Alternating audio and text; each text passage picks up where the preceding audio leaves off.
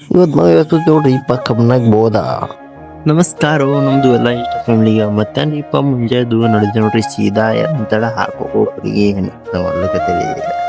ಆದ್ರೆ ನೋಡ್ರಿ ಇವತ್ತು ಕಡಗ್ ಬಿಸಿಲಿದ್ದ ಸೂರ್ಯ ಮಿಂಚಲುತ್ತ ಗಾಡಿ ತಂದವ್ ನೋಡಿದೆ ನೋಡ್ರಿ ಭೀಮಾನ ಹುಡುಗಿ ಕಡೆಗೆ ಭೀಮಾನ ದಂಧೆ ನಾನು ನೋಡಿದೆ ನೋಡ್ರಿ ಗಾಡಿ ಮಾಡ್ರು ಮಂದಿ ನಡ್ರಿ ಹೋಗಮ್ಮಿ ಹುಡುಗಿ ಬಂದ್ ಕಿಶನ್ ಮತ್ತೆ ದಂಧೆ ಅಲ್ರಿ ಮತ್ತೆ ಪೂರಿ ಬಾಜಿ ಹೊಡ್ಲಿ ಬಂದೆ ನೋಡ್ರಿ ಬರೀ ತಿನ್ನಮ್ಮಿ.